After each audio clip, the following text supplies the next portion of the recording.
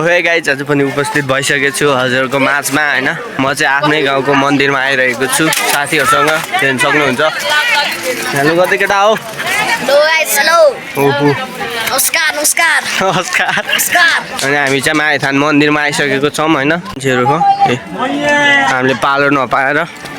हामी चाहिँ यसरी बसिरहेको छौं है सडकमा भिखारी चाहिँ हो घरमा एकथाल भात बजार हेर्न सक्नुहुन्छ सबैजनाले मैले किने हो जन पैसा नि त्यत्रो मान्छे छ हैन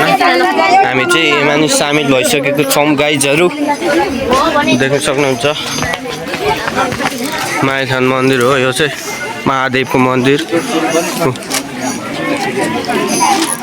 हेर्न सक्नुहुन्छ गाइजहरु हेर्न सक्नुहुन्छ मान्छेहरु हैन हामी चाहिँ यता उभिएर बसिरहेको यत्रो मान्छेहरु हो टावर डाँडामा मलाई खोज्न गइरहेको छु है गाइजहरु हेर्न सक्नुहुन्छ बाटो यस्तो यहाँ चाहिँ मन्दिर हो मन्दिरमा मान्छे भिड भएर अहिले पछि पूजा गर्न आउने भनेको अनि बाटो हेर्न सक्नुहुन्छ यस्तो छ हेर्न सक्नुहुन्छ है म चाहिँ हिँडिरहेको छु यो साथीहरु ढुङ्गा पहाडै पहाड हैन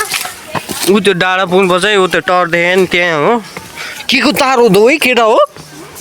के को तार हो त यस्तो त थिएन त है ओ मलाई खोज्न गएको है हामी काम छैन हाम्रो मलाई लाली गुराँस केटी बेटर दिनु पर्दैन हेर्न सक्नुहुन्छ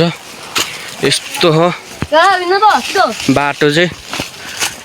रगत फुल्का भन्ने ठाउँ हो के त्यहाँ माथि छ के चिने